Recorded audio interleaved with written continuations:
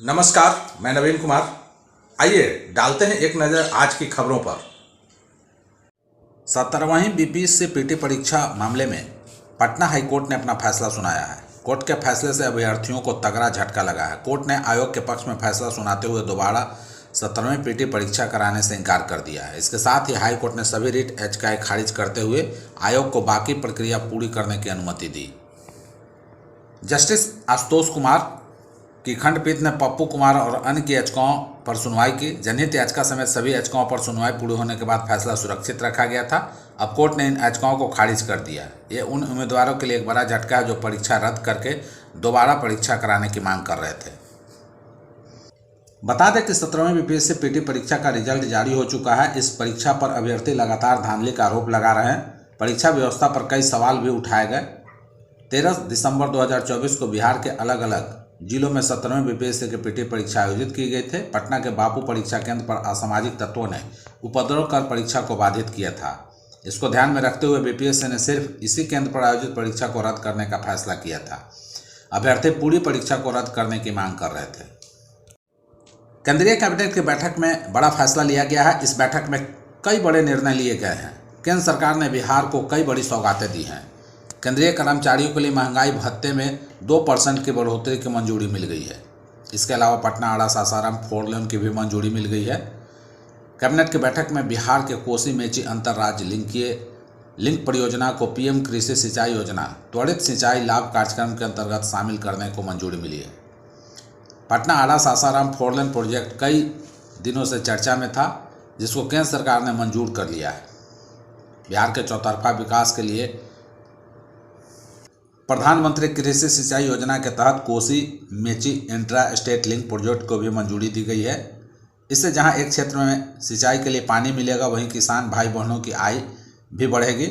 प्रधानमंत्री ने केंद्रीय मंडल की ओर से 22,919 करोड़ रुपए के वित्त पोषण के साथ इलेक्ट्रॉनिक पुर्जों के विनिर्माण की योजना को भी मंजूरी दी है। पटना जिला के बिहटा प्रखंड कार्यालय में एक धरना का आयोजन किया गया, जिसमें स्थानीय नागरिक और गणमान्य लोग शामिल हुए। इस धरने का उद्देश्य बिहटा में बन रहे अंतर्राष्ट्रीय हवाई अड्डे का नामकरण महान स्वतंत्रता सेनानी बाबू वीर कुंवर सिंह के नाम पर करने की मांग सरकार तक पहुंचाना था। धरने में उपस्थित वक्ताओं ने वीर कुंवर सिंह के स्वतंत्रता संग्राम में योगदान को याद किया और कहा कि 1857 की क्रांति में उनकी भूमिका अमिट रही है। वक्ताओं ने जोर देकर कहा कि यदि इस हवाई अड्डे का नाम वीर कुंवर सिंह के नाम पर रखा जाता है तो यह न केवल उनके बलिदान को उचित सम्मान देगा, बल्कि बिहार के ऐतिहासिक गौरव को भी बढ़ाएगा। धरने में भाग लेने वाले स्थानीय लोगों ने इस तथ्य को भी उजागर किया कि हवाई अड्डे के निर्माण के लिए लगभग 80% भूमि बिशनपुरा गांव से अधिकृत की गई है। उनका कहना था कि इस क्षेत्र का नाम हवाई अड्डे से जोड़ना चाहिए, क्योंकि इसके निर्माण में यहाँ के पूर्वजों और किसानों का महत्वपूर्ण योगदान है। चारा घोटाला मामले में 28 साल बाद रिकवरी। सम्राट चौधरी बोले, लालू यादव हो या कोई और, संपत्ति जब्त कर खजाने में भरा जाएगा पैसा। बिहार विधानसभा चुनाव से पहले राज्य सरकार का एक बड़ा बयान आया है। बिहार के डिप्टी सम्राट चौधरी ने कहा कि राज्य सरकार चारा घोटाले में डकार गए 950 करोड़ रुपए की राशि दोषियों से रिकवरी करेगी और इसे सरकार के खजाने में डालेगी। गौरतलब है कि बिहार के पूर्व मुख्यमंत्री और आरजेडी राज्य अध्यक्ष लालू यादव चारा घोटाले में दोषी करार दिए गए हैं। बिहार के डिप्टी सीएम सह वित्त मंत्री सम्राट चौधरी ने कहा कि चारा घोटाले से जुड़े लोगों की संपत्ति जब्त की जाएगी। 950 करोड़ के घोटाले की राशि जब्त कर उसे सरकारी खजाने में डाला जाएगा। उन्होंने कहा कि सरकार का पैसा सरकार के पास लाना है।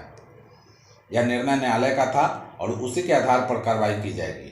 लालू यादव हों या कोई और, जिन्होंने घोटाला किया है, उनकी संपत्ति जब्त कर कार्रवाई की जाएगी। उन्होंने कहा कि न्यायालय का फैसला है, सरकार का फैसला नहीं है। कोर्ट ने स्पष्ट तौर पर कहा था कि इसके खिलाफ कार्रवाई करना है तो सरकार इस पर कार्रवाई करेगी। अब तो 28 साल हो गए हैं, सुप्रीम कोर्ट तक से सजा हो गई है। कोर्ट ने संपत्ति जब्त की है, अब इसे कुर्क करके सरकारी खजाने में पैसा डालने का काम किया जाएगा। बिहार में हॉट डे का अलर्ट। 2 दिनों तक पटना में भी आग उगलेगा आसमान।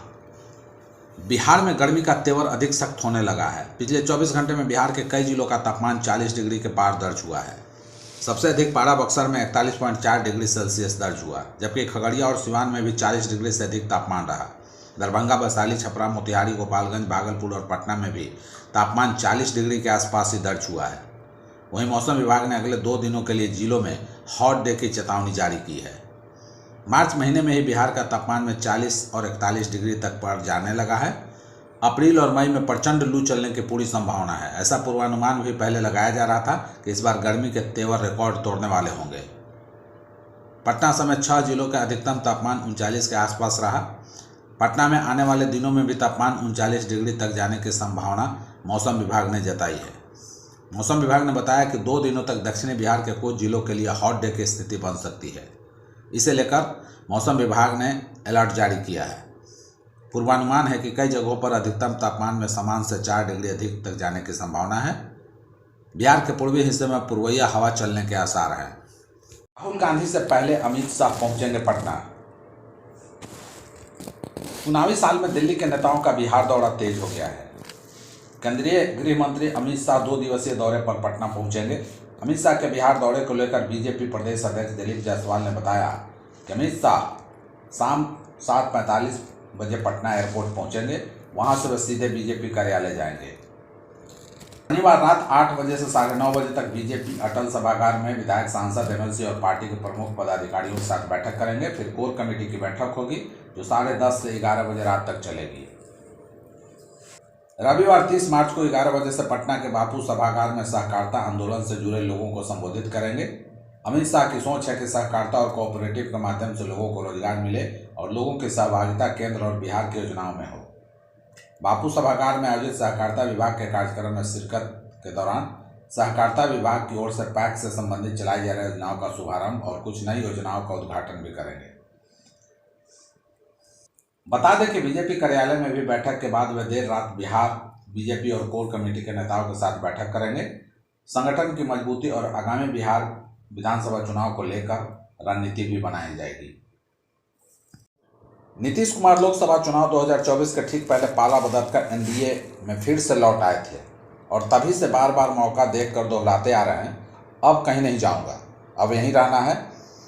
बीजेपी नेतृत्व को खुश रखने के लिए वो याद दिलाने का कोई भी मौका नहीं छोड़ते कि वो आगे से कहीं नहीं जाने वाले हैं। चाहे वो प्रधानमंत्री नरेंद्र मोदी से मुलाकात का मौका हो, कोई सार्वजनिक समारोह हो, नीतीश कुमार सरेआम बताते रहते हैं कि महागठबंधन में जाना उनकी गलती थी, आगे से वो कभी भी गलती नहीं करेंगे, यानी बीजेपी के साथ ही एनडीए में बने रहेंगे। सवाल ये है कि नीतीश कुमार के अब भी महागठबंधन में जाने का स्कोप बचा है क्या? अब तक लालू यादव का नरम रुख अपनाए हुए थे, ये बोल कर के दरवाज़ा हमेशा खुला हुआ है। वो ये संदेश देने की कोशिश कर रहे थे कि नीतीश कुमार कभी भी एनडीए छोड़ सकते हैं क्योंकि ये उनकी फितरत का हिस्सा है। लेकिन हाल फिलहाल की 2 घटनाएं ऐसी हुई हैं कि जिनसे साफ होता है कि मुस्लिम समुदाय का नीतीश कुमार से मोह भंग हो चुका है और लालू यादव इस मुद्दे को खूब हवा दे रहे हैं। वक्फ बिल के विरोध प्रदर्शन में मौके पर उनका पहुंच जाना तो यही बता रहा है। पटना में नीतीश कुमार इफ्तार पार्टी के बाद तस्वीर बहुत हद तक साफ हो चुकी है और अब तो यहाँ लगता है कि नीतीश कुमार अब वास्तव में बीजेपी को छोड़कर कहीं नहीं जाने वाले हैं, क्योंकि वक्फ संशोधन बिल के मुद्दे पर जेडीयू पूरी तरह से बीजेपी के साथ है। 3 तलाक, धारा 370 जैसे मुद्दों पर मजबूरन उनको बीजेपी का साथ देना पड़ा। यही सब कारण है कि मुस्लिम समुदाय का नीतीश कुमार से मोह भंग होता गया और अब तो वक्फ संशोधन बिल को लेकर तो मुस्लिम संगठनों की नाराजगी भी सामने आ चुकी है। ये पहला मौका था जब नीतीश कुमार के इफ्तार दावत का मुस्लिम समुदाय ने इस तरीके से विरोध किया। All India Muslim personal law board और इमारत शरिया सहित 7 मुस्लिम संगठनों ने नीतीश कुमार की इफ्तार दावत का बहिष्कार किया है।